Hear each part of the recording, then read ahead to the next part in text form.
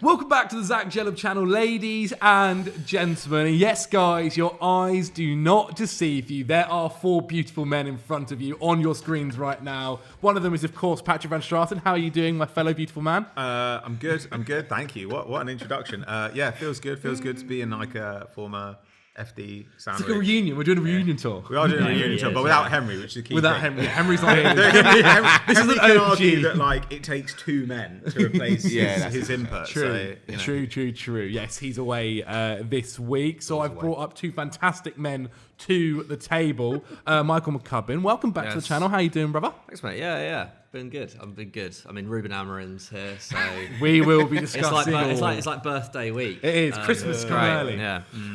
And of course, his first time on the channel, Samuel Abasiki. What a guy! Come on! Not Obaseki, as we said for about 3 years straight until he corrected us. Yeah, no, all good. How you doing, mate? I'm good, man. Thanks for having me. I've been meaning to come on this channel. But it's been a long time coming. It's been about a year since we've shot together. At least you and Pat, at least. It's crazy. I've missed you all. Grown a little tash in that time? I have, innit? I had to that was in and out before. It was, but you see here, I had to shave this little because it was growing in like separate areas. So give me a few months, it's coming strong. Indeed it is. Now, guys, as you can see by the title of this video, one fantastic reunion. However, we've got a new relationship starting at Manchester United.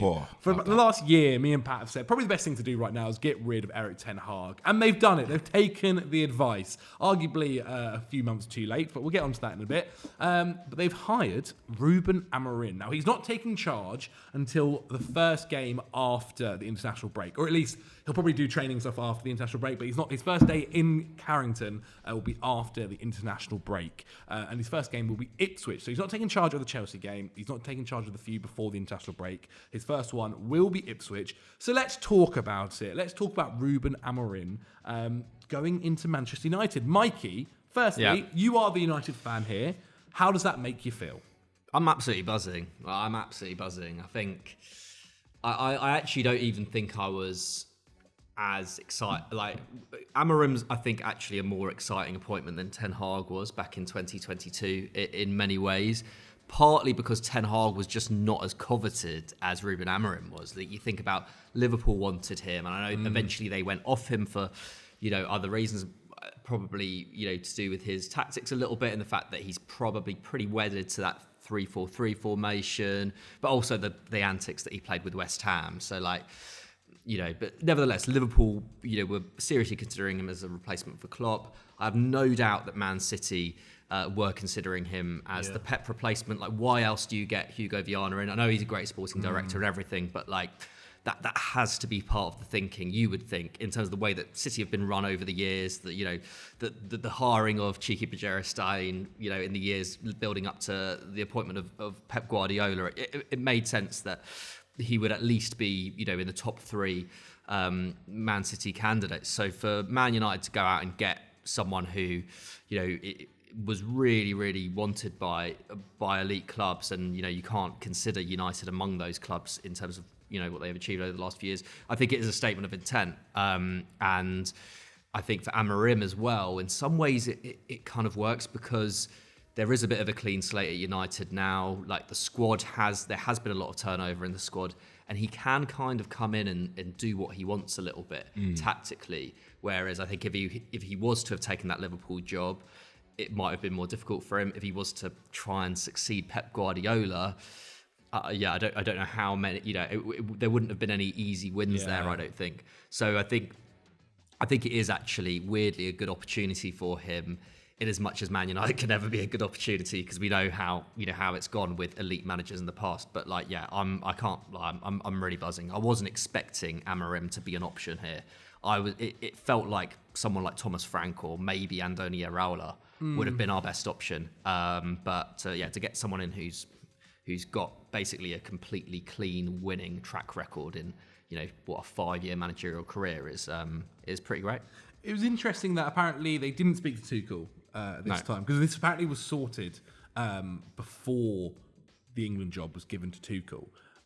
supposedly. Like I don't whether they believe that. I don't whether believe they that would either. then go on, In the same way that I afterwards and don't say believe stuff. what England said about Tuchel. Like, Yeah, I true. just think people brief these things. True, but Allegri was also apparently looked at. Terzic was looked at. Xavi was looked at, and in the end, Terzic? yeah, apparently they had a thought about him. They spoke about him. Well, they in shouldn't the have. boardroom. Nowhere near Man United's level. Well, Same as the supposedly- Xavi thing. I saw Barcelona fans being like, Xavi shouldn't take that job. And I was like, that job is way above Xavi. Xavi was- Xavi is not a we're good laughing. coach. United job is an amazing job. I saw his wife posting photos of their kids in the United That's shirts. what- that's when all what that stuff sparked was it. being rumoured. That's what Yeah, sparked probably. Sam, as one that is of a rival fan base, we're playing Manchester United this weekend. Yeah. Who do you support, Sam? I don't know. The best club in London. Best club in London? Arsenal? Nah, you know. How does it make like? It's funny to me that most fan bases that weren't Manchester United were actually quite sad that Erik Teh Hag left. Bro. And I think you were one of the saddest. Bro, I was fuming. You know what it is, yeah? There's two ways of looking at it. When he got his not new contract extension in the summer, I thought it made sense to a certain extent. Like, obviously, you can say he hadn't been successful up until, the final, the FA Cup final. But I felt like if you win 2 trophies and, there's not really that many other clubs in the Premier League that have been as successful as you during that time, you deserve another opportunity. I don't think they should have extended his contract. I think they overdid it with that. But when I saw the way they started the season after the signings that he made to strengthen the squad, I was like, all right, cool, it's going to happen. I feel like it was a bit harsh after the West Ham game because I think from what people told me that watched it and when I saw the highlights, they didn't deserve to lose that. And that was probably one of the worst decisions I've seen VAR make this season. And there's been a lot. So it was interesting that they waited to that opportunity because they'd lost 3-0 at home to Spurs, lost 3-0 to Liverpool as well. And it's just like, like you had other opportunities. He's had so many bad losses, and that's why I'm slightly questioning how INEOS are moving, because I understand Amorim is a great appointment and they kind of needed to get this right, but they've now made it a thing where they have to pay more for Ten Hag because of the fact that he got that extension. And they've given Amorim a harder task because of the fact that he's coming in during the season when everyone's already started. He's going to have, an international break to, get up to grips with the squad. And if he doesn't win that first game or those first 2 games, the pressure will land on him like any other manager. They're not going to remember what he did in the past. Ten Hag is the perfect example of that. So, yeah, man, I was gutted that he left, but I'm also gutted that they got Amorim because I'm not going to lie and say I've watched 50 games of Sporting play, but I know that he's a good manager and his win record is He is really interesting, and we'll get on to him and that side of it. I do want to mention his games he's mentioned that he'll be managing when he comes in, and the run is a little bit nicer. There is one game that's a little bit tough in there, but it will be Ipswich, then Bodo Glimt, then Everton, then Arsenal, then Nottingham Forest, and Victoria Plzen, and then Got Arsenal and City away in the first month. It is actually quite. It's a little tough. bit tougher than I thought it was. To be But fair. in some ways, that also works in his favour. Like he gets to experience big games early on, away from home as well, where there's perhaps a bit less pressure. And they're kind of gimmies. Like Arsenal and City are so far ahead of United right now that if United go to the Emirates and lose 2-1, if United go to the Etihad and lose, I don't know, even 3-1, it's not going to reflect badly on the manager necessarily. Yeah. Now, Pat, Sam mentioned the cost there. £15 million to sack Erik Teh Hag. It's now also costing them £15 million to get Amorim and his staff. Supposedly, the reason partly why they didn't make it in the summer was because he was going to be more expensive then. However, then giving Ten Hag the extension, it doesn't really. I don't believe that because he had a release that everyone has known about this release for a long time. Yes. So on top now, because of this, apparently PSR wise and financially, they are really close to the line now. Okay. What were your thoughts about the decision of sacking him? I guess the cost of doing so now, and going for Ruben Amorim. I agree with Sam. I thought the timing was weird. It's a bad result against West Ham. They were pretty bad in the game. They were amazing in the first half, and they were absolutely disgusting in the second half, kind of like the Palace game. They've had this is coming 45 minutes. But this is coming on the back of probably their best game of the season against Brentford, which is like a really healthy win. So I was kind of like, I don't get why this was the breaking point. I think that they should have just moved him on in the summer. Like to me, that's like the obvious thing to do. Yeah. It would have cost them less money. Whoever they got in would have had like a full summer to prepare. But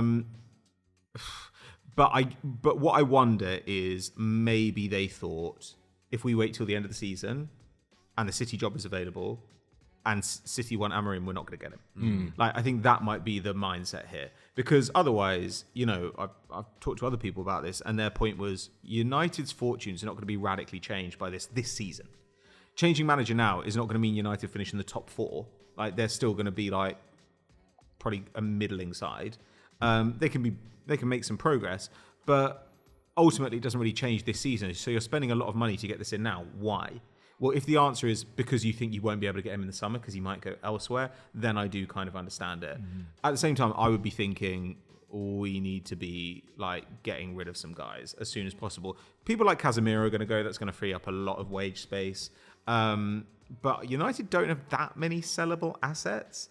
And it does make me think that if for example, Saudi clubs came in again with like a big offer for Bruno Fernandes, you might not want to do that, but it might be the time to do that because you're going to need to do a significant squad rejig to make this work. Squad's super thin, and in some places, as we'll come on to when we talk tactics, it was thin at centre-back before when you were playing 2 centre-backs. Now you've got to play 3 centre-backs, so it's even thinner. You know, like these are issues, but I didn't think the timing was great. At the same time, like I love the appointment.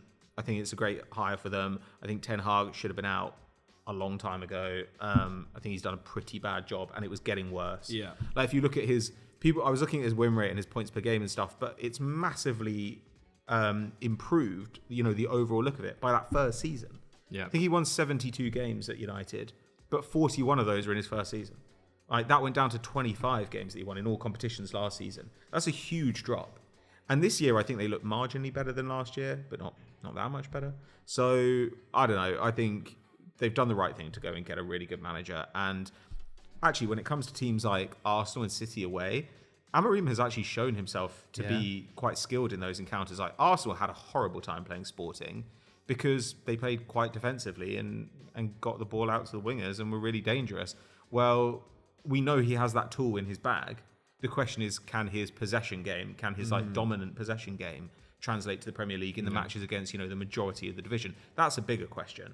But we know that tactically in a matchup against quality managers, he's absolutely capable of causing the problems. Yeah, I think a big thing will be can he translate his like pressing style to the Premier League as well? Because we saw that Ten Hag was effectively not able to do that long term. Well, he gave up on it so quickly, didn't he? And Sporting, you know, classically do actually leave quite a lot of gaps. Obviously, in the League of Portugal, you can, you know, you can get away with it more. But in the Prem, like, I don't know, I do feel like Ugarte and Kobe as that midfield pairing, they're still going to have loads of work to do.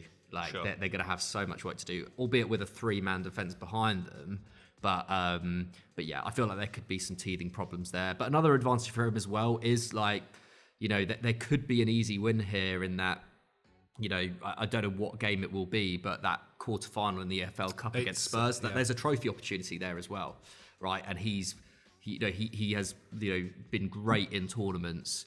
You know, throughout his managerial career. I think when he came in as the permanent manager at Braga, I think he beat Porto and Sporting to win like the Portuguese League Cup within like a month of being there. I think he was only there for like 2-3 months in total. Yeah, he's won the cup 3 times on the bounce. Yeah, madness. So like there's potentially another like easy win for him there. Sam, in terms of like his age, like he's 39, he's the youngest ever Premier League manager for United.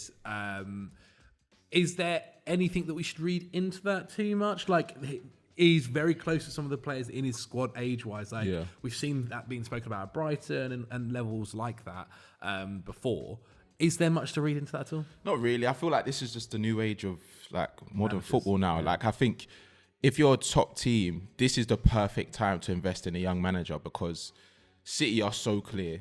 We don't know. Everyone's speculating on how long Pep's going to be there, but like, for example, when we got Enzo Maresca, I was like, if we're gonna get a manager that has like minimal experience but has, you know, been touted to be one of the best managers in years to come because of his tactics, whatever, this is the best time to do it, because we've seen other managers come in like your Pochettinos and they've just not been successful. And I feel like that, I wouldn't say old age because it's not really old age, but I think that generation of managers and how they implement their tactics into teams, it's just, I don't know, I feel like there's just been a shift, especially with the success of Arsenal and Arteta. Everyone's looking at that mold and saying, okay, if you trust in, you know, a young manager that sticks to his tactics, that knows how to utilize a squad and build a squad gradually, then maybe you can be successful and compete again. And I think we've seen that with Maresca. We've seen even Bayern Munich, for example. 5 years ago, they're not getting company, bro. Like that's not a thing that's happening. But they're seeing the style of football and they're saying, okay, maybe it's something that we can, if we get it right early doors, then we can have this manager for years to come. And I think Amorim is probably one of the best managers in that mode, because he's got the recent success, but at the same time, it seems like he's got the characteristics and the charisma to deal with a top team like Manchester United. And he sounds like Ronaldo, bro. Have you heard him speak? Bro, when I heard him speak, I was actually like, man, why do you sound so much a little like bit Ronaldo? well. Have you seen that video of him coming off the bench for him as well? I've not, no. Yeah, when they were playing. Sorry, I don't know why I randomly got that, but it was just random. Yeah. But yeah, I think he's gonna be one of those, like, they could have gone for like a Thomas Frank or someone that's in the league and said, oh, we want Premier League experience, but it just would have been one of those signings where it's just like, I think some United fans wouldn't have been happy with yeah, exactly. stuff. There would have been there would have been so many more questions thrown at Thomas Frank straight away, just because, you know, it would be such a step up. Yeah. Whereas at least Amorim has well, he's taken one of the biggest clubs in Portugal and returned them to former glory, or delivered one of their most successful eras in their history. So like, he does have, and also took over at Sporting like after years of them being in crisis. Do you remember what was it 2018 when the fans like attacked the players? The training They ground. haven't won like, the league in like 19 years or something. Yeah. Wasn't that when? and Bruno Fernandes had just left them as well, and they were completely over reliant on him. Like he has That's been a lot able of to do pressure. that. Like, But I still do think it is an open question, though, how well he can stand up to that scrutiny. Like, it is a huge task to do that at Manchester United. It's a huge saw Ten Hag task. fail at it. It's a huge task to do it in English as well. That's another question. And Ten Hag came in as like the most highly rated Dutch manager in a generation. Had incredible success at Ajax, and I'd say arguably his key failing was being unable to convince people that he knew what he was doing and that the process he was trying to get them to trust was actually like laid out and he was building it bit by bit. I've always made this point with Arteta. Arteta's biggest strength, when Arsenal were terrible, really terrible under Arteta, his biggest strength was that the club and the players came out all the time and they were like, we love him. He's the most amazing person we've ever spoken to. Like, he's so convincing. And then you'd see him in press conferences after a game where Arsenal had been terrible, and he would convince you that progress was happening. He saw it in the documentary. He saw it in the documentary, how he did. Yeah, so that sort of authority, like, I do actually think Thomas Frank would have been good at that side of it. Thomas Frank's a really good persuasive speaker. Yeah, he's funny, he's smart, he doesn't take shit. Like, he would have been good at that side of it. He might have got a bit more shit, but I also know Thomas Frank can stand up to it. So how Amorim deals with that element is going to be an open question. My hope is he'd get an easier ride because of where United are now. Yeah. Like, having had this horrible time under Ten Hag. But he is going to need to say to the fans, I think partially one thing that he can really do is, rather than coming out when United have been terrible and doing the Ten Hag thing and being like, we're one of the best teams in the league. Who's won more trophies than me? And you're just like, bro, like, were you watching the game? Like, it's embarrassing, man. Repeating the same thing. And I think... Yeah, it makes you look weak and it makes you look disconnected from reality. Yeah, facts. And I think one thing that I've seen from Portuguese reporters talking about Amorim, they were saying that he's really good with the press. Like, he's infectious. He comes into the press conference. He's got Riz. He comes into the press conference. He shakes people's hands. Like, he laughs at like difficult questions. And I think, like you said, Ten Hag just never captured the United fans. And the thing is, during this period, I've still seen it split. Like, it wasn't like everyone was saying like Ten Hag out, or you're seeing it in the stadiums or whatever. They still loved him to a certain extent. So he got a bit of grace. But now with Amorim, I think if he comes in and he's able to like galvanize the side and get that back in, even when things are wrong, because even with like Spurs, for example, Aaron just had some difficult results, and he's coming to the press conference or questions, and you can see he's like physically like distraught about it. And he's not, fair enough, some people may like it or not like it, but I think Spurs fans, if they're upset about it and they see their manager upset about it and say, we're going to go again and this wasn't acceptable, it makes them feel like, okay, cool, we've got someone that is living in reality, like you said. I think that he was just disconnected in that sense. The most recent one, for Ten Hag to come out in the last week and say, oh, that Spurs, I don't count that Didn't Spurs count, result. my team. It's mental to me. Yeah. That was like mad. And They it were was arguably worse 11 versus 11 against Spurs than they were 10 versus 11. Yes, yeah. And so, like, it's a fine line. It's a very fine line. And also, it depends on what you go on to do. Like, Arteta, right? We mentioned that it looks better now because they are really good. Like, he's gone on to succeed. If, say, Arsenal were still struggling and they were 7th or 6th, and they were still doing that, I think people might look at it a little bit differently. But Ruben Amorim, as according to what reporters say and stuff, and from what we have seen, has handled questions pretty well at Sporting. But very different level when United maybe aren't performing as well, or say he's dealing with injuries and so on and so forth, that he might have to. Well, let's talk a little bit then about the squad, the formation, how the ideal 11 will be. We'll go as if like no one is injured right now, which maybe could be a possibility with Erik Teh Hag going. Yeah, you know what? Good point, well made. Yeah, we'll exclude Shaw. I think probably exclude left wing Shaw. back is Tough. Just always going to be a problem. Onana in goal, centre backs. Who is your ideal 3? We'll do our ideal squad, and then also through it, we'll change for when injuries are likely as well. Yeah. So, correct me if I'm wrong, lads, but the ideal back 3 would be Yoro at right centre back, De Ligt at centre back, and left centre back Martinez. Surely. Yeah. Well, yeah. That's okay. But Euro's a kid Yeah. and injured, and that's a really big ask. Like, to play the right centre-back position there, especially in Amorim's team where, like, that is a zone people are going to target, it is a lot. And so, and also, he just won't be there at first. Yeah. So United are going to have to try something else. So I expect that, we might see a few experiments. We might see Maguire in the centre. He played with Lindelof, by the way. No. That's interesting. We might see Maguire in the centre and De Ligt in that wider position. We might also see Mazraoui there. Because I think Mazraoui is better suited to that passing role. He's such a good progressive passer. Yeah, he's fantastic. And those guys are asked to bring the ball forward. It makes sense to put him there rather than right wing back, in my opinion. But I think in the long run, that's what you want. At the same time, I still do look at that and I think, Yoro might be amazing, but Yoro's a kid and it could be 2 or 3 years before he's amazing. And I don't know, I still think, is this as good as like the other top centre-back like setups in the league, like as in long run, I would still think. They're still going to have to go and buy some. But that's what I'm saying. More defenders. With surely. what you said, with how the managerial situation. I don't know if they do is, though. If you see investment how in much summer. it's cost them, like I just don't see them like changing up the squad even Too in the much summer more. unless there's like something Marky's saying. drastic that happens. So he's gonna have to deal with this team that he has because they don't have that much leg room to make that many changes. So I don't see, like we're saying, they might need another centre back. I don't think that isn't even an area that they'll. I don't think it's an option. I think like given that United have when Euros fit those three, Maguire, Evans, and Lindelof, Evans, like there is at least cover there. Like left wing back is the big issue. Like there is just no one there. Like I just don't think United can rely on Shaw long term now. Remains to be seen whether Malacia plays ever again, pretty much. Like that has to be the priority. I can see because otherwise you do have that. Doogie actually suggested 8 Nori for him. I could see that. I went on with the punchy suggestion of Alphonso Davis, which probably won't. Neither Probably one of those guys but, really fits what the left wing back does though for Amorim, right? Like okay, the guy needs to be really athletic. He needs to basically lock down that wing.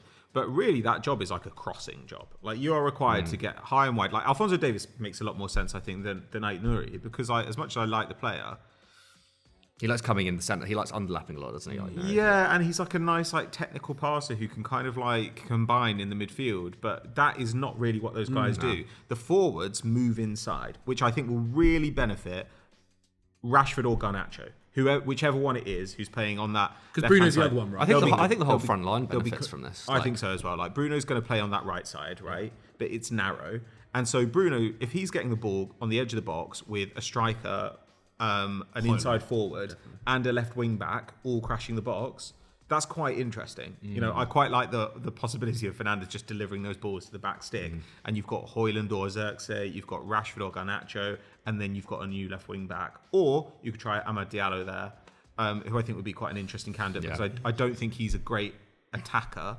Okay. But I do look at him and see like talent. He's very athletic. He works really hard defensively. I think he's smart. I think he'd be an interesting candidate for that position in the short term, at least, because you've got literally nothing there. Yeah. You can't play Dallo there because you need to play Dallo on the right. It's just really, it's a really. Mazraoui starting at right centre back, then I do feel like it will be Dallo left wing back, Mazraoui right wing back though. And put Harry Maguire and Johnny Evans. But then that takes away such a huge weapon. And what it actually does is perpetuate the problem they've had for a while, which is that the only creativity in the team is Bruno. Yeah. If you're not even getting the creativity in the team the way Amorim likes to have it through the wing backs kind of crossing, then you're always going to be reliant on Bruno. And if you do come to sell him in the summer in order to give you some transfer kitty, it's going to look even worse because the team will be so reliant on him. Like I wouldn't be surprised if he has to try it a bit, but I would almost think this is a situation to like blood some academy kids. Like United have always had Harry Amas. Yeah, United have always had like a very highly rated academy. Yeah. This is a time to try and use them, or you know what? Just try something really out of the box. Like try like Mount out somewhere. Like honestly, he might have to try this stuff because the squad is so thin. He's going to have to be really imaginative. I watched James Allcott's video. He said he might try Garnacho at left wing back. Yeah, no, I think that's a waste of Garnacho. I thought it'd be very interesting, and also to see him tracking back as much as he might have to do there would not be getting the best out of his ability. You're right in that sense. They should be investing minutes in turning Garnacho from a very good, or a very promising young player, like into a superstar. Like he could be a superstar. Why would you put him in a position where he's just like learning to do other stuff? Out, though. He's so good. But the one thing Garnacho is good at, Garnacho is not a good defender. He's actually not a great dribbler. He's not very creative. He's amazing at getting shots. Like but he's got a great instinct. Like his movement's really, really good. He needs to cut out the shots from wide because a load of his shots are really wasteful. If you can just move him into that left forward role, I honestly think it's perfect for him. I think he could explode.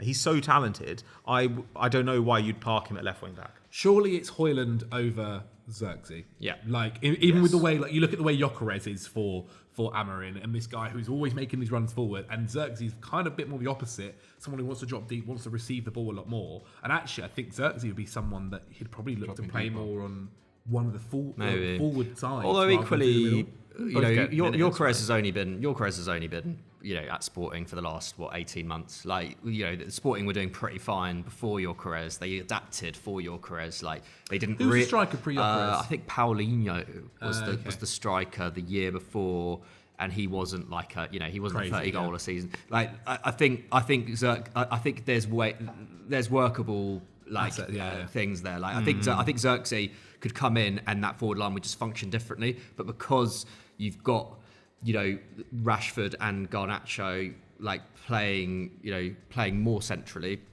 than they were before, playing more goal scorer kind of roles, it shouldn't be as much of an issue. But I think again, like Pat was saying, it does kind of come down to the wing backs, and I don't even it's a struggle. Like you talk about the creativity coming from there. The problem is really that there's no one in this squad really is a proper specialist creator aside from Bruno. Like I think there's just it's a perennial prop. He can't really. Like it's not. It's not like he's got that gene in him. Like I don't know if he's never shown it. But it's about he's literally never shown it. Yeah, he's never shown it consistently. Every now and then he does it. Like the ball for Garnacho the other day. But it's not about like doing it every now and then. Like you need somebody who's creating these chances like twice a game, every game. But that's what I'm saying. I feel like Rashford has suffered from never having like a consistent manager that like are sort of the same from him. Like the first few years of Rashford, we were questioning, is he a left winger, is he a striker? We saw him down the middle, and then we're like, okay, he can only really play out on the left, yeah. even then he never really was consistent. But we've seen a season of him scoring goals. We've seen a season of him. Several seasons, yeah. Like, so I feel like he's one of those players. If he's told, okay, cool, you're going to be in this position at least 5 or 6 times a game. We need you to do this particular cross every so often. Yeah? Oh, sure. I feel like he can benefit from that. And he's never really been told to do that. So if you're saying like the system that Amorim has is similar in that sense, where you see the same like output from these like inside forwards and the strikers, I think that he could be one of those players, because realistically, he's not going to miss out from this front three. Like, it's going to, more time it's going to be Højlund. It's going to be Ahmad. Ahmad's Bruno, the one that I think is going to and really... Rashford. Amad Diallo is going to be the one that really suffers, I think. But Unless he is stuck out to a wing-back position. I think he's more likely to get minutes at wing-back than like a Garnacho. At wing-back? Yeah, I think, because like realistically, you can use Diallo on the left-hand side, but in the long run, you're going to want to move him back to the right. And if you move him back to the right at that point, I think Amorim is going to want a left footer out there, and his options then are Anthony and Diallo. No, he can turn Anthony into a fullback. He can turn Anthony into a wingback. I'm sure. He needs to turn him into something. Jesus Christ. He needs to turn him into a sail. I mean, to be fair, look, when speaking about it, like they are wing backs. However, to a degree, like especially as you mentioned for the Sporting team, they are basically wingers. Yeah. Like they are basically wingers, and maybe Amorim will come in and look at that and go, you know what, Diallo, you are my perfect left wing back, or wing, or my left winger, or whatever it might be. And you know what, like I think you mentioned about the academy. One of the things that Erik Teh Hag actually did pretty well was use the academy. Well, he had to, because the injuries were horrific, and they're still horrific right now. He did have to. It was a weird thing with him and Amad Diallo, though, at times. And even with the way certain relationships will be had, like the whole Jadon Sancho situation was a bit of a mess as well that Erik Teh Hag dealt with. But that's something that Amorim will need to continue to do, is make sure to use that academy to help with certain positions. I think that's pretty crucial. The midfield is interesting because it's not necessarily the biggest of midfields. If we're saying it's an Agate and Mainu midfield, they're not necessarily physical monsters. Like, they can work as hard as they need to, but like Mainu isn't the quickest or most agile of players. He would be, you'd assume, the one that would carry the ball more forward into attack, and it would definitely be Agate being the sitter. And to be fair, Agate is going to benefit incredibly. He's just been managed by this guy a year ago or so, 18 months ago, and was fantastic for him in that exact position. So I'm sure he'll look pretty good. I do have slight worries though that in certain games that midfield is going to struggle. Well, yeah, it's going to really struggle. It's very exposed. And I don't know, like, for instance, even like Casemiro playing in a two-man midfield, I worry for if he has to. And that's only going to be... It's not a normal two-man midfield, though. Like, when they're defending, they've got 3 centre-backs behind them, and they've got wing-backs either side of them. Like, there's actually more protection that's what I was thinking. in that system than there is normally. United have been so open for so long. They have, yeah. That, like, and the midfield's been one of the biggest issues for it. Like, Casemiro, okay, he is done now. Like, he is cooked. But that doesn't mean that he doesn't have, like, the odd game in him. And realistically, like, United have no plan and no shape 90% of the time. Like, you look at the Spurs game. To be honest, you pick any game of United this season and you're like, where is everyone meant to be? What is the shape going to be right now? Like, so even if you just have the forwards in front, like, helping to press, like, and cutting off some of these attacks before they even reach the midfield. Yeah. If you have 3 centre-backs behind them, mopping some of the stuff up that goes over their head, I find it hard to imagine Casemiro looking worse than he does now. Like, and, you know, and also in a really hard game, you can play exactly the same system, but you can say, rather than the really high line, we're going to drop everything 15 yards deeper, which is what they do, Sporting have done in the Champions League, or in European fixtures anyway. They've done it against Spurs, they've done it against Arsenal. They're just like, we'll just play the same thing, but a bit deeper, and then we compress the space. And so Casemiro is we're no longer asking him to cover the pitch in the way that like Rodri or Declan Rice do. We're asking him to cover a portion of the midfield. He can do that. That's a very, very good point. Someone who you mentioned him possibly to play on the wing, but Mason Mount. If you think about his best time at Chelsea, was in a similar formation where he's being asked to play as an inside forward, where he could be in that half space. That's a good point. Be like one of Mason Mount's best attributes. So we've spoken about his work rate before, but it's actually his turning. Like the way he can receive the ball with his back to goal and turn and create an opportunity just through a simple move like that. He was really, really good at Chelsea. Yeah, and on that right side. incredible. Yeah. Yeah, and he never really found like a home in Under Ten Ten Hag's Hag, system. And I think he needs, like, more than anyone, he needs a new lease of life in this United team, because it was a signing that a lot of United fans questioned in the first place for the amount that they got him for, the fact that he had 1 year left on his contract. Now the injuries that he's had, it's like it's heightened that emotion even more, because where they're struggling with injuries, he's just always been on that list. But if he's able to become a key player in this system, and not necessarily like someone that is going to be starting every single game, but someone that they know, okay, cool, if you're playing, we know we can trust you in that position, I think it'll be perfect for him. And like you said, he was really successful in that system before. Even just for taking a little bit of pressure off Bruno as well. Like if Mount can actually sustain fitness for a prolonged period of time, then it does mean that Bruno's not necessarily having to play every single game. Like, because they play in similar positions. Mount also, does have a creative streak in him as well. Like, in some ways, it feels like, at least looking at what he did at Sporting, it almost feels like the natural thing for Amorim to do would actually to play those two on the left and then have like an Ahmad or Garnacho on the right, even though those, they're not exactly, Garnacho's obviously better on the left, so is Rashford, but that's kind of how his Sporting teams would play, would be to have the kind of attacking creative midfielder on the left and have the more winger type player on the right. But I guess because Rashford and Garnacho are right-footed, he'll probably do it the other way around. So in that sense, it will be key to Mount's progression in this team, whether I guess he gets an opportunity as one of those inside forwards and whether he can then forge a relationship with, I guess, Dalot being the right wing back, because that was so key for him at Chelsea, wasn't it? Was that his relationship with Chilwell, I think, was like, that was his golden kind of time. And also, that was also the peak of Chilwell's career as well, wasn't it? So I think that's his main strength, is having that relationship with a wing back. So you're saying you guys will take Chilwell from Chelsea? I mean, if Chilwell could stay fit for a season, I'd absolutely take it. We need anyone we could get as a wing back. Like, I mean, like, in terms of, like, Chilwell was like a really genuinely brilliant wing back for Chelsea when fit, especially in terms of like late runs into the box as well. But yeah, I was going to say, I do wonder how Amorim's going to deal with Bruno though, because I think he's one of those players that has been a victim of being overplayed, like since he's been at United. When there's games where he's not playing well, there'll be players like a Mason Mount on the bench or someone that can, fill in his role, but he's just constantly played. Like, whether he's playing bad, whether he's having one of the worst games that we've ever seen, he will just constantly play. And I think if Amorim comes in and he says, okay, cool, you are our captain, you are our main creator, but you're out of form. Like, he does so need do to, you know what I mean? Because we see it at other clubs like Man City, for example. Foden was their best player last season. He's been coming off the bench majority of the games.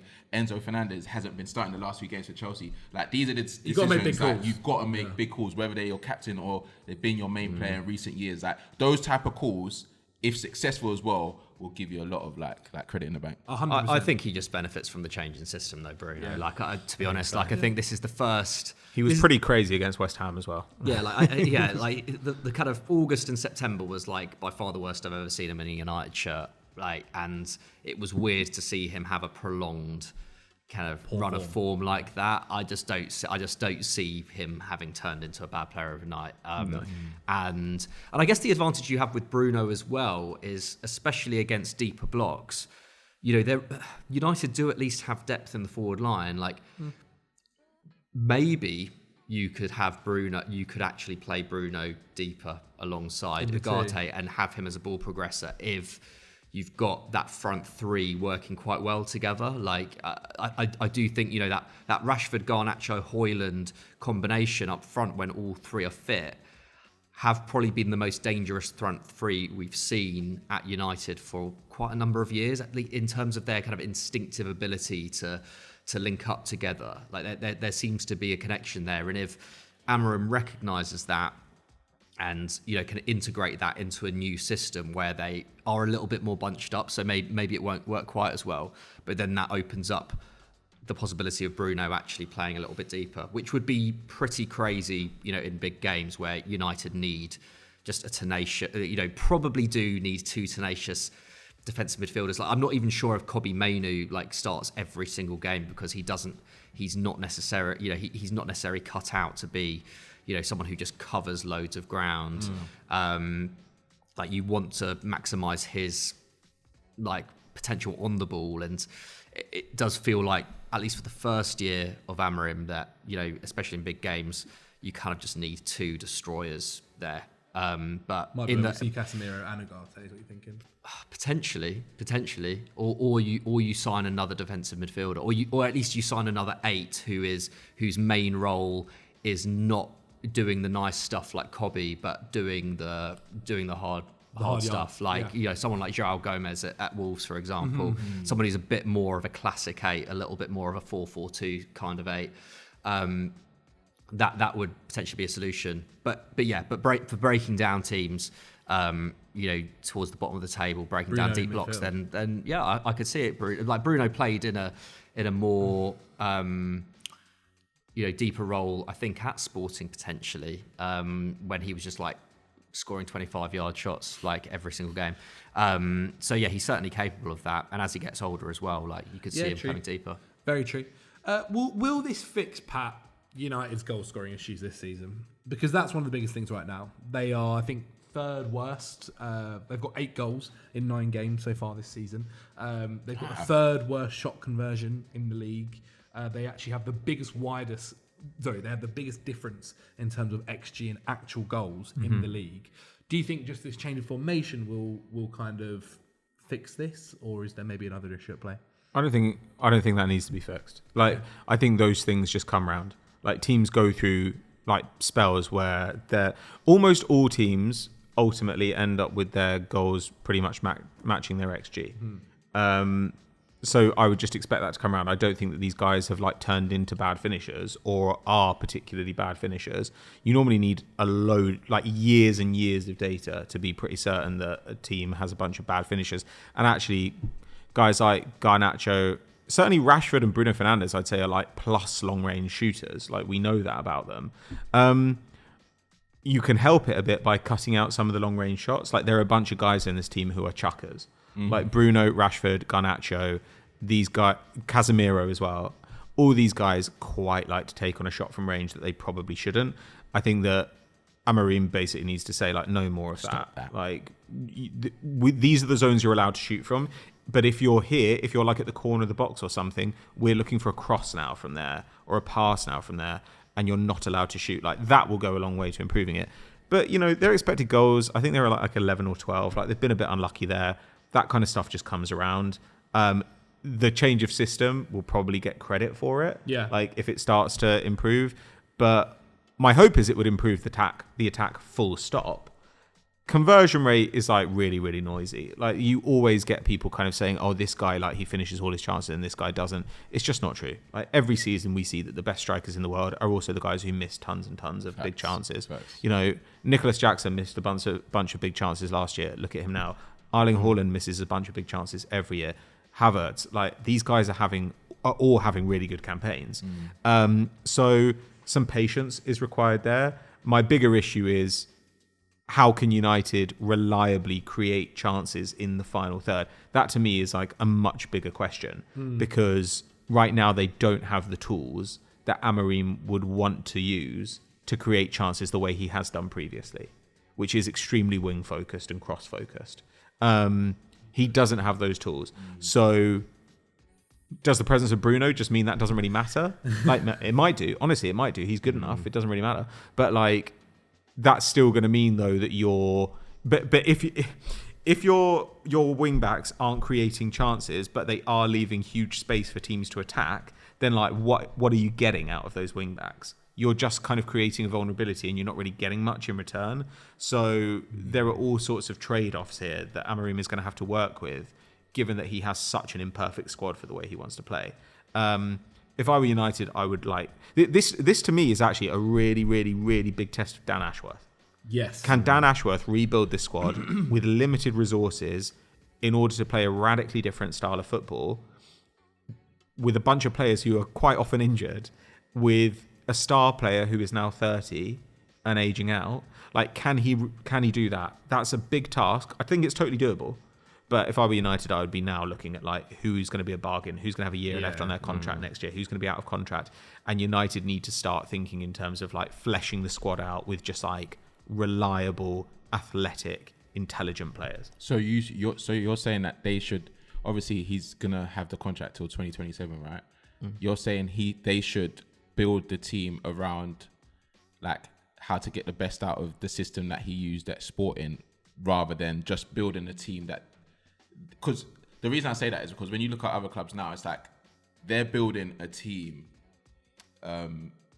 with the mindset of we want our players to either be young and up and coming, or you want experience or whatever it is. You think that they should like solely bank on Amorim being successful and like backing him like fully, like just. I don't see that. I don't think those things need to be in conflict. Like I think you still aim to get young players and you like prioritize certain qualities. Like I say, like I think athleticism and size are things that United are really missing. Yeah. When I watch United, I'm like, they are slow and they are weak. Like really, they are. They're a slow team. But at the same time, like one of the biggest downfalls for United over the last 18 months has been the fact that the squad is just super, super thin. And there are tons of teams in the league who are better than Manchester United, but who get value out of players that United would not look twice at. You know, like Facts. This is true. This is true for Liverpool. It's true for Arsenal. It's even true for Manchester City. You know, who will get value out of guys like Matheus Nunes. Like Man United need to have some just reliable guys in the squad who are not like world beaters. You don't love them. They're not super highly paid, but they can perform a limited role in a decent way. Like I think that is really underrated. Like United right now, we're all sitting here talking about like a first 11 for them, and the first 11 still has big question marks around it. But the problem is that first 11 may not see the light of day, like very much. There are tons and tons of areas where they're so thin. So if I were United, I'd be like, can we pick up like a cheap centre back who is not, you know, a world beater, but you think about like Tosin going to Chelsea. These kinds of Akanji went to City. These kinds of These kind of transfers are transfers that United need to be thinking about, because actually to me that was the defining kind of transfer of the Ferguson era. He would be like nobody really like nobody thinks that much of this guy. I mean, Well, maybe not that agree, but he got him for 1 year. but more like, okay, this guy's not that glamorous, but I'll pay a reasonable fee for him, and he'll do 2 or 3 roles for me, and he'll play 20 games this season, and he'll be great. He was really good at picking up those players. You know, and when you look at their team when they went to the 2011 Champions League final, when they went to the 2011 Champions League final, you know, the value he used to get out of like Fabio and Raphael alone was absolutely bananas. Like United do need to head in that direction. I think. I think the academy is going to be key there as well. Yeah. Like I think like if United do have really limited resources going into next summer, and to be fair, this time last year we were saying that United's PSR concerns meant we couldn't spend any money in the summer, and through sales like managed to make it happen. Like you say, there's less sellable assets now, and like, you know, ironically, someone like Scott McTominay fits that exact profile of player that you're talking about. Someone who can, you know, someone who is very useful. But the money was with good. very specific. Yeah, it was, and you know, he's being utilised really well by Antonio Conte now. But yeah, United, there needs to be a bit of a, I guess, a bit of a system of being able to sell those kind of players, but also bring similar profiles of player in like that. And like if, in 2 months' time, if you know Amorim's been able to utilise Harry Amas as a left wing back, as to be fair, like Ten Hag said this was going to be the season of Harry Amas, and then just didn't use him. Like I think, you know, like I would not be surprised if Amorim like just promotes him to the first team and gets a tune out of him really quickly. We've got like someone like Toby Collier in midfield as well. Like, you know, he's young. He's, you know, he's got the, you know, he certainly will have the, if not necessarily he might not be bulked out enough to be, you know, a Premier League midfielder like just yet, but he certainly will have the energy and the speed to be able to cover ground. Sort of Fletcher like, Sons, haven't you? Yeah, like I mean, you know, there is options there, and the advantage he has is the bar is low. Like United are 14th. Like there is there is room to experiment with those kinds of players. And also, I think the key thing here in general as well is that this United squad is not, it's not quite as ego-driven as it was before. Like, it is younger. Like, you've got the likes of Bruno, Rashford, Onana, who are big egos, but you've also got a ton of players who are relatively new at the club. I guess De Ligt you could put there in terms of someone who's probably got a bit of an ego on them. But generally speaking, if you can integrate more academy players and you can get the new signings on side quickly, then I think there is potential for a squad there that will be able to take on those instructions and and will be indebted to him in a way that I think Ten Hag, with the kind of squad turnover that he had and dealing with Ronaldo, dealing with Sancho and stuff, I do feel like, even though I'm sure that United squad was playing for him, there was clearly a disconnect there. Like, there was clearly something where the players weren't quite understanding or not fully taking on what. Sorry, it felt like they didn't go drinks like after games. Like, I feel like I can't imagine Ten Hag like saying, "Oh yeah, let's go for drinks," and then man saying, "Yeah." Like, do you know what I mean? I think it's more that if you just asked all the players in the squad, like, who here loves Erik Teh Hag, loves him, would run through a wall for him. Like, who here thinks that they have really, really developed as a player and been given opportunities under Ten Hag. Who's going to say it? Not even There's Martinez a very small number, like Mainu, I think Mainu maybe, and maybe Diallo, but even then there are question marks. And maybe Anthony is just like, realistically, I'm getting paid more than I ever should have been paid. I own my life. So I'm not very talented. But it's a small number. Yeah, Whereas I think at a lot of other clubs, with good managers, half the dressing room would say, this manager has changed me as a player. I think after his first season, a lot of them would have been closer to that than they are now. Sure. Because they said for a little while that the players really backed him. And then in the last year or so, that's kind of changed a bit more, and they've started questioning a lot more of his decisions. It was up there when Maguire, the shift with Maguire as well. I'm sure there was backlash behind the scenes, because obviously he's a respected player. He's a respected player in the dressing room. He's always regardless of if you think he's the best centre back. Because also, I think whatever happens, if your manager is having several falling outs with players, it's not a good sign. It's going to be spoken about in the dressing room, right? Like, when you're going, you see what Erik said with Ronaldo. You see what Erik said with Sancho, and so on and so forth. And now Sancho can't train with the first team. He's got to train with that stuff. And that stuff does happen. We've seen that happen. We've seen Mourinho do it for years, right? But then, you got to win. Yeah, if you're winning, then calm. If you're not winning, when you're winning, you can do whatever you want. Normally, is how it seems. One thing I want to mention before we probably go on to just find INEOS and stuff is the formation. Right, Amorim has basically been known to play this formation. When he first took over, was it Braga or the one before? Braga, he played a few games. He played a few games where it wasn't in this formation, wasn't winning. Put it to this formation, hasn't changed since. Is there any concern at all about maybe that he won't change formation to be a back four one day if it needs to be, or a different sort of three at the back, or whatever it might be? Is there any worry in that at all, Mikey?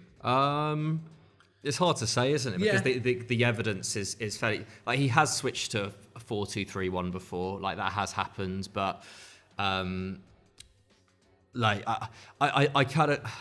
find it hard to believe that Amorim would just come into this job and be like, I'm just going to do exactly what I've done throughout my career and hope that it sticks. That doesn't feel like an intelligent manager who the top performing clubs in the world want. That doesn't feel right. I can't imagine that he's not had an eye on United over the years and been like, this is an absolute mess, and whoever takes a job here is in for such a rough ride. I can't I feel like he's more intelligent than that. He may come in and have to adapt straight away. He might come in and be like, there aren't the wing backs here that I want. I might just have to deal with it and play a 4-2-3-1. He might just have to do that. That is a possibility. But equally, like I was saying before, there's almost nothing to lose in this first season. And yes, he has the disadvantage of not having had a pre-season. Like if he comes in and changes the shape immediately, like there will obviously be teething issues there.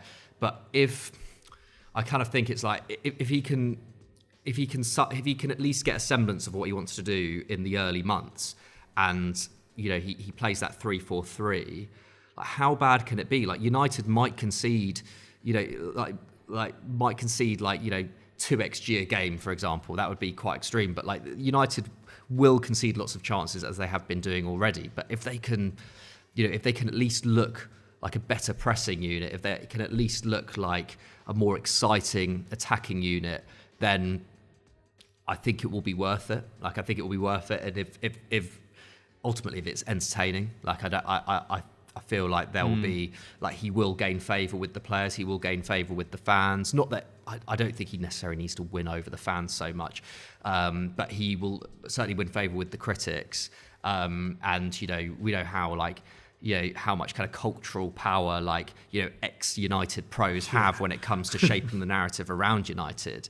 Like those are the people you kind of have to get on side if you want to take pressure off yourself. So I kind of think like I wouldn't be so worried about that. Like he's obviously got a lot to deal with, but like I think he's a good enough tactician to be able to be able to make the best out of what he's got. A lot of managers do that as well nowadays. Like I remember when Rashford came in, everyone was like, "I play this way and that's it," and then actually he's kind of done a few different. A lot of Leicester fans were saying that he's this, he's that, only plays one way. Like, and people forget like these are young managers, and like you said, like they're gonna naturally change depending on their circumstances. And if he goes into United and he says that he looks at the side and it's like this is not gonna work, he will understand if he plays 2 or 3 games in a system and they're not playing good football, he's not getting the best out of certain players, he's not going to stick to that. He doesn't seem like the type of manager to do that anyway. Even Ten Hag didn't. Ten Hag came in and tried to play out from the back straight away with like Onana and with De Gea. Sorry, it was before Onana even arrived, with like De Gea and Maguire. Like they had no clue what they were doing, and quickly he changed it up. And also, maybe there's the possibility that Amorim, has maybe changed his outlook on things as well. One of the reasons, reportedly, why Liverpool didn't go for him in the end with this summer was the West Ham thing, but also they were like, we just don't have the squad to be able to facilitate Amorim's system. We don't really want to have to change the squad. Like, we don't really want to have Trent playing as a right wing back. They didn't feel ready for him in that sense. Maybe Amorim might have taken that on board, and with this job might be like, well, if I actually want to make a step up in my career and manage a team that has the resources long term to be a Champions League challenger. Like United do have those resources, even though they're so far from it at this moment in time. Like as a commercial entity, they have that potential. If I want to do that, or go on to manage a Real Madrid or whatever, I kind of do need to adapt because, my system, my formation is not one that is used by many elite clubs around Europe. So there is that possibility as well. My gut feeling is that he won't do that, but I think he would be open to it. Okay, I think that's fair enough. One of the final things I want to talk about is the owners. INEOS, who are basically in sporting control nowadays. I know the Glazers are still there, but INEOS have put in this new structure. It's part of why they want to go with Amorim, because they believe he can also fit within this structure. We mentioned Dan Ashworth and how important of a job he's got over the next couple of years. Are they stupid? Is the first tag I've got there. Yeah. Well, they're doing a really bad job in cycling. Like a really bad job in cycling. So I don't know. I think they might be perhaps thicker than people hope they are. But that doesn't necessarily matter. Like if Dan Ashworth is really good at his job and Amorim is really good at his job and those guys have a good sporting relationship, that's fine. Like there's a limit to how much then they need to intervene. Yeah. If you've got a good manager in place and a good sporting director, and the sporting director has money as an empowered to make decisions, then it doesn't really matter how thick your club is, because like those people know what they're doing. So also I think United have got some boosts coming down the line anyway. Like when like Maguire's contract is up, Casemiro's contract is up, if they can shift Anthony, that's like 700 grand a week, coming off the books. Like there are advantages to be gained there. So like, I don't know. I just don't think it matters that much. I think there are loads of thick owners in the Premier League. And the question is, are they thick and they interfere? Yeah. You know, because if they don't interfere, it doesn't matter. It doesn't matter. Amorim can clearly, if he convinces people that he knows what he's doing, then I think it's fine, so long as he and Ashworth get on okay. I guess the problem though is that Jim Ratcliffe has been very outspoken, hasn't he? And so that thing of interference, or at least just the kind of public-facing side of it, it appears that he's interfering more. But he's got his guy now, right? You could tell that he was. Ten Hag stayed though, because of Ratcliffe. But Ten Hag was also, like coming out and saying stuff like. Flash was in, wasn't it? Like when there was the meeting, whatever it was, a couple of weeks ago, where he was just like, basically like saying, obviously they should sack Ten Hag, but I'm not going to say that we're going to sack Ten Hag. There have been plenty of times, and before he even took over, it was like widely reported that he kind of wanted his guys. Yeah, he wanted to bring in his guys. But the whole question is Ashworth in charge? Yeah, and I think he probably is. So and Ashworth has now obviously would have been an important part of hiring Amorim. So that team's in place now, and Ratcliffe kind of needs to shut up. I don't think it really matters. But yeah, I think there's a good comparison to be made with Liverpool. Like FSG for the first few years were kind of muddling along, but as soon as Michael Edwards, gained more power, and obviously the hiring of Klopp was amazing, and Edwards wasn't, I don't think, as senior at that point, but there was quite touch and go. In Klopp's second to last season, when Liverpool were not playing particularly well, when Klopp was kind of in charge, when he was in charge, things were going a bit awry, and Liverpool fans were like, whenever things haven't been going particularly well at Liverpool, like FSG have taken quite a lot of flack, and there has been a sense that that Liverpool are like on the precipice of going back to the dark ages again. Like there was a sense of that, and the best thing that Liverpool did with with Klopp leaving was getting Michael Edwards back in and giving him even more power. Like that was the masterstroke to get him in. What was it like? Was it March when they announced him coming back? Like it was so soon after Klopp's resignation that to give him that power and give him complete control over who came in as manager. On the owners thing, like even FSG have been praised so much, but really, like you were saying, Pat, like it is down to just like who actually has control. And like if Ashworth has control, let's also remember, like this is the first managerial appointment that Ashworth has made since hiring Graham Potter for Brighton in 2018, is it, or 2019? Yeah, around then. Quite a long time ago. Like he, like Eddie Howe was already in place when he came in at Newcastle. So like it's not like Ashworth has like this track record of like hiring like manager after manager after manager and then being a huge success. Like Graham Potter needed time, and it's not like it's not exactly that Ashworth has had I guess he just hasn't had that big a volume of managerial hires. So you never know, but the fact that Amorim was interested in the job in the first place suggests that he saw the structure at United and was convinced by them. So, I think that's a good start at least. Sorry, go on. No, sorry. I was just going to say, I think they've had a split time in general, to be honest. Like most owners, but because they've come into a United ecosystem that was struggling beforehand, there's obviously going to be more pressure on them being successful and making like good decision after good decision after good decision, which is just highly unlikely. And I think when they came in their first summer, we saw a shift in how they moved with the signings that they were making. It wasn't like public knowledge with every signing. We saw how long the Sancho deal took. I think it took like 2 seasons. Like a lot of the signings that they've made this summer, it seemed a lot more calculated. They didn't overpay for certain players. They didn't. We can say they did to a certain extent because we might not rate them personally.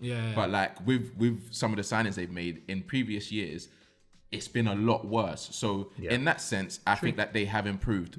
The only thing that I would have seriously questioned, and like you said, is the extension to Ten Hag, because it just seemed like they didn't really believe in him in the first place. So it just like that was the only thing where I'm saying, okay, cool. Like that was a bad decision, but now they've made up for it with getting like one of the best up and coming managers in Europe. But it's like the idea that I find mad is the fact that like, okay, they've extended him, and then if we're saying they weren't too sure, but they extended him, and then they went in the summer and went, we're then going to bring in every one of his guys.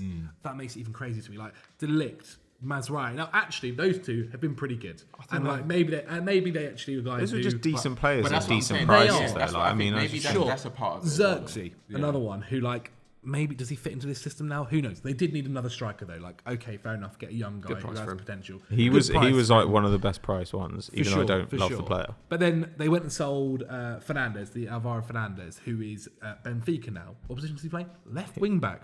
Not too bad. He's pretty good. 21 years old. He hasn't played much at all. But still, like someone that they could have had right now. Sure, but like they got some money for a guy who's literally got. When they sold him, he had like 1,100 top flight minutes in his career. But what we're saying, like you've got to take money. But what we're saying then is either when they gave him the extension, they actually weren't so, we don't back him. They were going, no, we back this guy fully. Then we're going fully like he is our man now. Here's the extension. Or if they then, so they were selling these players, not thinking that we're going to need them again, or they were thinking, maybe, we're not too sure on him. Look, we'll give him the extension anyway.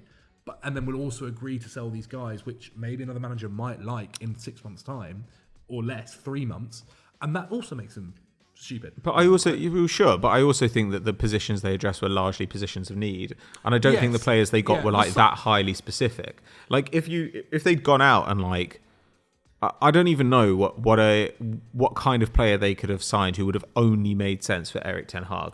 Like the players that they got were in positions where they were very, very thin. They were. And it follows a trend of players. It's kind of okay. In like Ajax. Sure. That, do you know what I mean?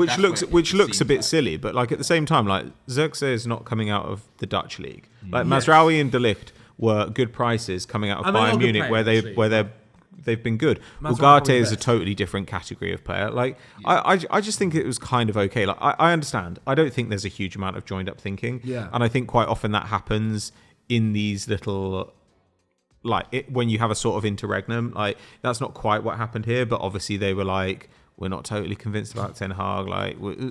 But I don't think that these signings just don't make sense at all because they've got rid of Ten Hag. I think they're all completely usable under a new coach. No, they are. I don't know. I think most owners are not that smart. Yeah. The smart thing is to give people roles that they're good at and empower them to perform those roles. Like for 10 years, Arsenal fans, it was inescapable, the complaints about the Cronkies. It was so boring, Arsenal fans complained about the Cronkies. No one talks about the Cronkies anymore because now there are two competent people in charge, so no one just thinks about it. So a little bit of success and at least a pattern of progress will go a long way with United. I just don't think it matters. I think the weird thing is that INEOS came in and United don't really have more money. Yeah. You'd have expected them to be able to produce a little bit more. Well, Ratcliffe has apparently said privately that he has a desire to test the limits and figure out a solution later regarding PSR, which I thought was an interesting quote. Got to get the taxpayers to pay for the new stadium as well, so make everyone else redundant. Yeah, whilst living in Monaco. So no, he's interesting. Yeah, I think it is very interesting what's going to be happening. We'll end then on what is success then for United this season under a new coach in Amorim, currently sitting in 14th place, still in the Europa League. Not necessarily, they can very much get back into a place that gets them through to the knockout stages. What would success be for them, Mikey? A trophy. I think a trophy is possible, especially the League Cup. I know Spurs are not easy, but I think there's potential there. Like Amorim, I think in one-off knockout games has proved himself over the years to be a really good tactician. Try a cup run, and I think top six is incredibly achievable. United are only 6 points off what the top four as things stands, or top five maybe. I think there's a lot to be. It's still incredibly early in the season. They're 6 points off of fifth. 6 points off 7 fifth. off of fourth. So top six is at the moment you've got Nottingham Forest in seventh, you've got Brighton in sixth. I fully expect, maybe not so much Brighton, but I expect Nottingham Forest to drop off at some stage this season. Tottenham have been inconsistent. I think there's scope for Aston Villa to drop off at some point. There's scope for Chelsea to drop off. I think United, if they win 4 games in a row, are suddenly look like very realistic challengers for a top 6 spot. So I think top 6 and I don't know, like just good vibes, really. Scoring goals. Good vibes, lots of skibbity riz in press conferences, and I don't know, like just a Keep bit of that beard looking excitement. good. Yeah, exactly. Like I don't think the expectations should be too high, but I think like this idea that United are 14th now, and so they're going to struggle for the rest of the season, or they're going to like finish 10th or 9th. I think I don't think it's ambitious enough. Like United do have it is a thin squad due to injuries, but I think I guess he'd have to get a bit of luck with injuries. To be maybe fair, that comes through his coaching methods, right? but it's still a good squad, like with good players. And if like Højlund can remain fit for an entire season, then maybe we've got like a 15 to 20 goal Premier League goal a season striker there. Like I think there is a lot of potential in that squad. If United, okay, so I agree that would definitely be success. Yeah. But say United finished 9th, haven't won either trophy. Maybe they've gone far in the competitions. We'll say that they made it through to the knockout stages of the Europa League. But you are now starting to see an actual identity. You're seeing a bit more of the attack flourishing. Younger players coming into the squad. Would you be happy, and with expectations that that's going to improve season on season? Yeah, like I think you kind of have to. Well, yeah. You still have to be. You have to back finished 8th. You have to. But it's different though. You didn't have the same type of backing that like the squad that United have now. Yeah, we're talking about injuries, but it's very different to that Arsenal side, and it's very different to that Arsenal side had like Aubameyang in it. No, but it's different to the experience that Arteta had when he came into the role. Yeah. Like Amorim's coming into this. They're not paying that fee for him to come in and finish. To learn how to be a manager. You have to come in and finish in the European spots, show progression, show that you can handle those big And games. that's also why you sacked Ten Hag now then as well, right? Like you've given yourself enough time to put it back. But progress is more important than that. Like realistically, okay, does it suck to finish 9th versus finishing like 7th? Like I guess like you want to finish as high up as possible. Does it radically change like United's prospects going forward? No. United's success is not like, do we get in the Conference League or the Europa League this season? That's not success at all for United. Success for United is, in 3 years' time, can we reliably compete for the biggest trophies in the game?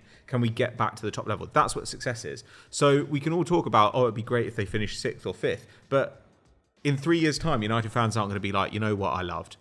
When Amorim took us up to 6th in that first season, that was amazing. They're going to care about whether United are primed for success going forward. Like Arsenal on Arteta's time there hasn't been a success because he went like 8th and then 5th and then like 2nd. It's because Arsenal now feel like they are legitimate contenders for every trophy that they compete for. United should absolutely be in that position. They have the money to compete for that position. I kind of agree with Mikey. Like all the teams, but bar the top 3, I don't really trust any of the teams in the league. Like they've all got a bad run in them. However, I do think Chelsea, Spurs, probably Villa, probably Brighton are maybe more talented, more balanced squads at the moment. Like as in across the board. Yeah. And Amorim might show loads of progress, but they just get like a bad injury because they've already got Bruno bad gets injuries, out, and that's it. Like that's how it goes. But if at the end of the season you're watching them and you're like, I completely see the plan. I know what they need in the summer. I know who they're going to get rid of. Like, and it looks like Amorim has kind of got buy-in from the club, from the players. That to me is like a really good starting point. It's okay. It's okay to come basically anywhere this first season. Yeah, you look at Klopp's first so long as season. next season is better. I just don't agree. Like I feel like there has to be a level. If you're paying that price for a manager to come in at this point, and this is early, like we've said, like it's. But that's not on Amorim to me. No, but there has to be a level of consistency that we see from this United side, and that's something that he has. Like you will just get anyone in, or you leave Van Nistelrooy to do that. Like the rest of the season, Why? if you really just want this season. Yeah, to but then you're setting back the club by another year. Means nothing I kind of agree. I do kind of agree with Really? that. But I think progress. But you're assuming that progress comes entirely in like position in the table, and it doesn't.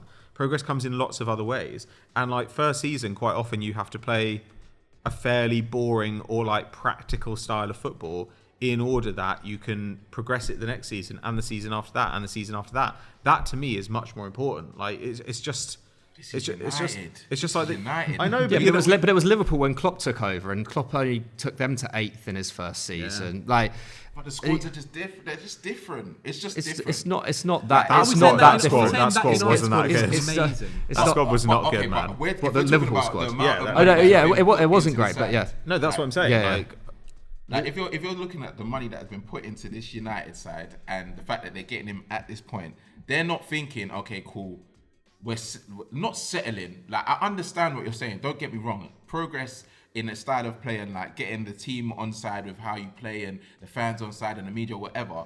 But you still have to prove that you can manage at the top level. That don't just come from winning one game and then drawing the next, then losing the next, and then winning. And then, Yeah, it can. Nah, I don't think It so. absolutely can. It absolutely can. Mourinho and who was it? When Mourinho finished second, did Ten Hag finish third in his first year? Yeah. Yeah, right. So they finished actually pretty well. Didn't go well for the rest of it. I think at least if you're having maybe an 8th or at least that way you can see a progression slowly building or them getting better, right? Like if he can get to an 8th, because you slightly worry, right? If they get to 3rd place, right? Maybe they get into the Champions League too early for themselves. It's not actually good for them in the long term. They finish bottom of their group. They get knocked out. Then the players the fans get annoyed that that's happened. Like you can see maybe negatives happening. The if money they would do be finish worth it, I earlier. think. But that's what I'm saying. Like, I feel like there's more positives from them finishing those positions than there are like him finishing 8th, 9th. If and, you ask like, Amorim, he'd rather finish second than 8th for yeah, sure. but I'm just like I trust me. I get what you're saying about progress and like the style of play, but I just don't think that it's going to be acceptable because we're still 9 games in the season. There's so many more games. But then you're talking from the club's perspective, as in you're saying if the club are changing manager now, it's because they expect a better finish than they're currently on track for. But that wasn't the question.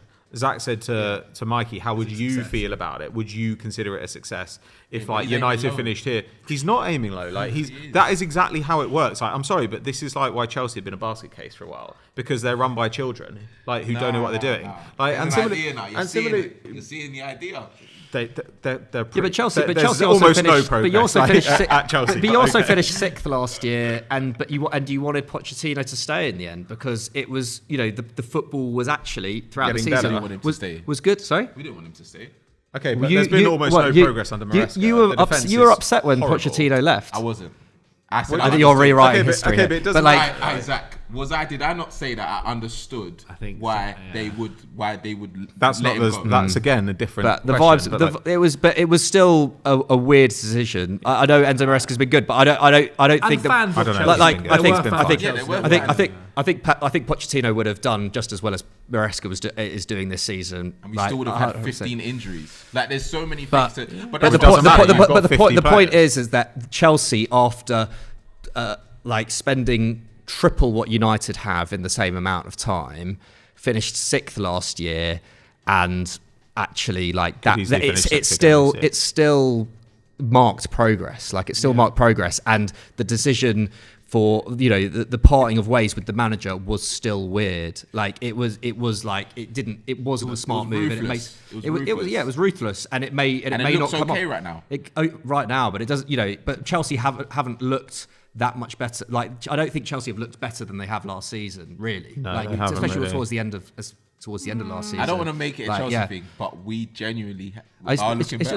the defense looks quite a lot worse, I would say. But sure, like the point. Either way, there was progress there. Like and in Chelsea, the last 2 months of the whole season. The point is though, Sam, when there you're was just like, progress across the season. the point is though, there now was when you're progress like, across the season. you're aiming low or whatever. Like, I'm sorry, but this is the. But this is the. That's just Cole Palmer. Exactly, it's just Cole Palmer Jackson. But this is kind of the thing of like, we take off our silver medals because it's like it's a sign of a loser to keep it on. It's like that attitude, and I just think like. None of that actually really matters. None of that really matters. Yeah. What matters is like the team getting better according to the plan that the manager has laid out. And if the manager says, you know what, we're going to finish like 7th to 10th this year, but next year we're going to finish like 3rd to 5th, and the year after that we're going to finish in the top 4, and the year after that we're going to compete for the title, and those things happen, then that to me is much more convincing than Ten Hag, who in his first season finishes third? Finishes third, and then the next season he's like, oh my god, I have no earthly idea what I'm doing, so I'm like literally the most incompetent bald man on earth. No, I do get what you're saying, and they finished third that season. Does that mean that like, oh, great job by Ten Hag? You know, like he's finished in the top 4, so I guess we stick with him forever. No, I hear you. And to be fair, Ratcliffe has said that they want to win the title in what, 2028? Is it 2028? By 2028. Yeah. So if that's the target, then 8th, 9th. No, that's good. That should be their target. I mean? But that's all I'm saying, innit? Like, United need to think longer term. I think I do think you raised good points, Sam. I won't lie. Like, I think the whole thing about like paying his fee now, all that kind of stuff. I think that is very interesting. To put yourself in arguably a more touchy financial situation, like, means also you want to kind of finish higher, so you get more money as well. Like, genuinely. Yeah. But it is interesting. I'd also think like 8th with good football is also progression. Yeah, like it's a difficult job to come into. Both in terms of like he's not starting until just before December. Like, you have to judge it on whether he finishes like higher in his first full season than he did in his first half season. Yeah. Right? So either way, it doesn't really matter because Amorim is because of the money that United paid for him, they are going to back him. Like, it would have to go horribly wrong this season for there suddenly to be question marks over the appointment. There has to be that. And when you look at Klopp coming into Liverpool, when was that? 2015. They then reached the Champions League final within 3 years.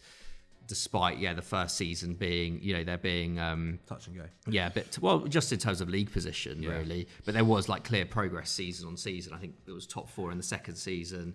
Then did they drop out of the top 4 in the third season but reached the Champions League final? Can't remember. No, I think they were in the top 4. And it's also relative as well, right, to the rest of the table. Like, if Villa go on to continue playing, say Villa continue to play really well on Unai Emery in the league, and say Chelsea could play really well under Enzo Maresca, and say Brighton. Or if United have a great cup run, or whatever. There are different relatives that can help it quite easily. But but right now we've been talking. We're like, they don't have a wing back. They don't have a left wing back.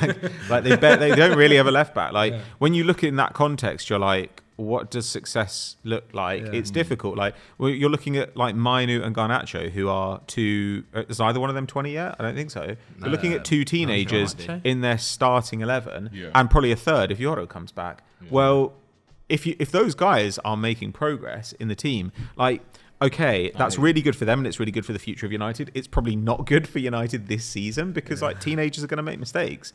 But the whole point was, I think the idea of United aiming to win the title in 2028, and I think competing for every title every year after that is to me the bigger success. And I think Ashworth has been brought in to think in terms of kind of in dynastic terms. Yeah. Well, there you guys have it, ladies and gentlemen. The Manchester United breakdown, how Ruben Amorim fixes Manchester United, all discussed. Let us know what you guys think in the comments below. It's been a great discussion. Nice to have the 4 of us here. Big man. It's been enjoyable. Got a bit beefy at the end. I forgot how much Sam was just like, Chelsea are really good. Salty tears. It was quite. We were quite nice for most of it, and then a little bit of the. We've always been nice. No, we have indeed. It was very, very, very good fun to do that. Patrick van Straten, for the people at home, they want to check you out on other platforms. Where can they go? They can head to Unseen Incidents. That's my podcast. You can find it on your favourite podcast app. You can subscribe at patreon.com/PatrickVS. You can also find me at The Transfer Flow. We're on YouTube and we're also on podcast apps. Look me up. Amazing. Samuel Abaski, Mr. Sky Sports over here. Where can they check you? _Sam Abaski on Insta and Twitter. But on Snapchat, if you're on Snapchat, my name is Swanky Lums currently. Sorry, what? Yeah. Okay, so there's a I don't want to know. Okay. I don't want to know. I've got a train to I knew you never called you Swanky, but I knew you were my calling uni's it. my nickname, Swanky Lums in it. So it's Swanky LUMZ. Obviously, Zach put the link in there. I'm going to be a lot on there. I don't like that. To, like BTS and stuff like that. I'm really trying to go BTS from Djellab on there? Yeah, of course. Wow, so you guys can check that out on Swanky Lums. Soon to be Sam Bassiki. Okay, Swanky Lums though for now. SWANKY.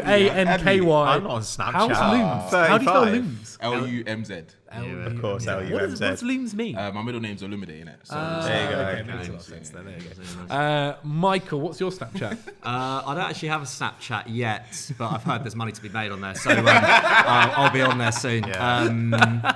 But if you haven't checked out already, me and Dukes do the lowdown on Sky Sports Premier League, the YouTube channel, not the TV channel. But some people have to actually. Well, maybe, who knows? Maybe we'll be Make you behind an a offer. paywall at some point. But more importantly, I'm playing a gig in a couple of weeks. Yes. With Danny Pape, also former FD. You may remember the Dele Alli goal that he scored in five-a-side back in 2019. What a time that was. But yeah, my band Sedelia are playing, and his band Casane are playing back-to-back in Camden. Yes. Maybe you can put a link. I in will. The description. I will. All the links will be down below. Again, make sure you check out as well Sedelia on Spotify. Some fantastic songs where you can hear Mikey's sultry voice in your earphones if you want to hear more from just today. Guys, thanks so much for watching. Like the video, subscribe to the channel, and I will see you guys next week.